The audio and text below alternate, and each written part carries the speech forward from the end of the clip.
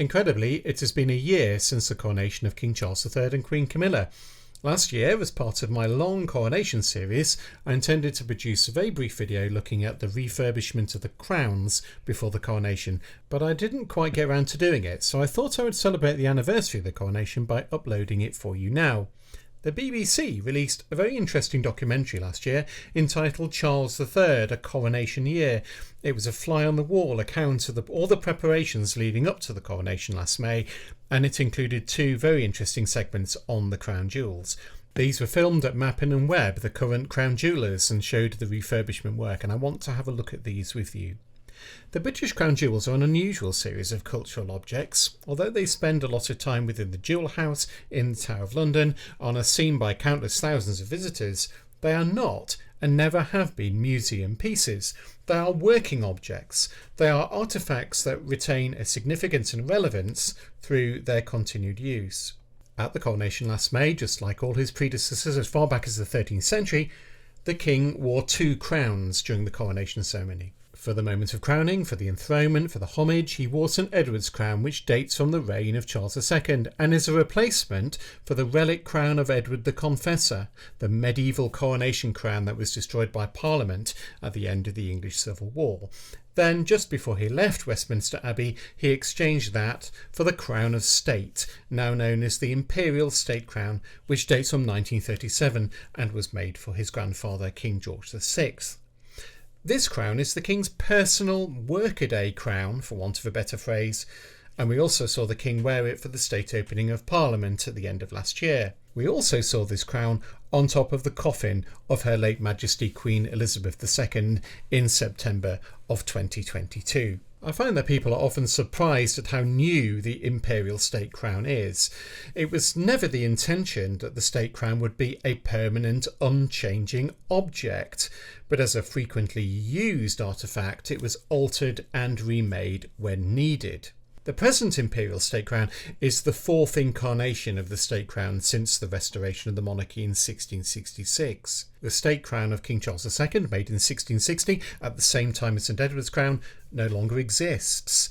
Damaged by Colonel Blood in his audacious raid on the jewel house in 1671, it was patched up and repaired for James II in 1685, but it was falling to bits by 1714 and was entirely broken up and replaced with a new crown for George I. The frame of George I's crown, denuded of its stones, still exists, but it in turn was replaced by the state crown made for Queen Victoria in 1837. By the time of the funeral of George V in 1936, Queen Victoria's imperial state crown was ailing. The Mond and Cross on the top of it, containing Edward the Confessor's sapphire, fell off during the funeral procession of the king, and the crown was very sensibly retired. It was replaced in 1937 by the present crown, which is almost a carbon copy of it, though with some improvements in structure. Over the years, the design of the state crown has altered to reflect prevailing fashion. Numerous stones have been added to the crown as they have become available, particularly as the United Kingdom became a colonial power. The earlier crowns had very few diamonds. The fashion for brilliant cut diamonds really only took off in the later Georgian period, and the 1837 and 1937 crowns are in essence frames to support enormous quantities of diamonds. The Black Prince's ruby seems to have been on the front of every state crown since 1660, but stones such as the Stuart sapphire and of course the Cullinan II diamond have been added since. The imperial state crown is an object that has evolved over the centuries. As working objects, crowns need to fit the head of the wearer, and our kings and queens in history have been of varied build and have had crania of different sizes, and both St Edward's crown and the imperial state crown have been altered to account for this. In 1953, the 1937 imperial state crown was altered for Queen Elizabeth II.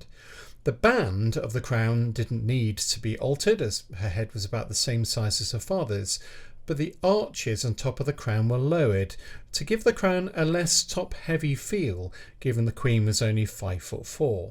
When made for her father, King George VI, the crown had very tall arches. The alteration work was undertaken by Harold Goodship, who is the chief diamond setter of the Crown Jewellers Garrards. He lowered the arches by removing sections from them, and just a couple of months ago, 2 of these removed sections came to light among Mr Goodchip's effects and were sold at auction at Sotheby's. Now, the Sotheby's catalogue suggests that these 2 sections were from the band of the crown, but we know this wasn't adjusted in 1953 by Goodchip, and both sections bear the crazy paving setting for the diamonds that we see on the arches. For Charles III, Mark Appleby of Mappin & Webb, the current crown jeweller, refurbished the Imperial State crown once again. In the BBC documentary, we can see Mr Appleby dismantling the crown in preparation for the refurbishment work. He has removed the interior cap of maintenance, and we can see the interior structure of the crown. It doesn't have a solid band of gold like St Edward's crown, but it's a light framework of gold on which are then fixed settings for the many diamonds. All of the elements of the crown can be removed, and we see Mr Appleby dismantle the mond on top of the crown and also the cross patty that contains St Edward's sapphire. We see that the cross is formed from 2 distinct pieces. Under the cross, and supported by the wire frame that supports the arches, is a separate element from which hang the dangly pearls called Elizabeth I's earrings. The major stones on the band, Cullinan II and the Stuart sapphire, and the Black Prince's ruby in the front cross are in their very own settings and are designed to be removed too. In 2023 it was necessary to expand the band of the crown to fit the king, for his head is considerably larger than that of both his mother and his grandfather. The work has been done so very skillfully that only a trained eye could tell the difference. The arches of the Imperial State crown were not raised again to their original 1937 level. In my opinion, this was rather a pity. The king is 5 foot 10 inches tall, and the crown looked rather flat and low on him and could have benefited from a raised profile. Queen Mary's crown that the Queen wore rather towered over the Imperial State crown, I thought. Unlike the State crown, St Edward's crown, the coronation crown hasn't been replaced and is in its major form much as it was in 1660. Bizarrely, it wasn't used for its intended purpose between 1688 and 1911. It was simply carried in during the coronation procession and placed on the altar. Nobody was crowned with it. There was little necessity, therefore, to alter it or remake it. The crown was brought back into use in 1911 for the coronation of George V and was then subject to a major refurbishment. Some of this work changed the appearance of the crown. Before 1911, the crown band and arches were adorned with strings of rather irregular looking pearls.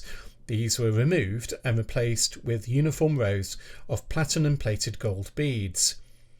In 1911, the crown was for the first time set with a permanent selection of mostly semi-precious stones. Prior to that, the crown had been set with hired stones for the coronation, and then these were replaced with paste stones for display in the jewel house. The crown was made, of course, for King Charles II, who was 6 foot 1 inches tall and was very well built. King George V, in contrast, was only 5 foot 6, and the crown was far too big for his head. The band of the crown was therefore reduced in diameter by cutting the band into pieces and removing 8 segments, all in positions carefully chosen so that they could be hidden behind the settings of the stones. This reduction in diameter made the crown workable for King George VI too, who had a similar sized head to his father.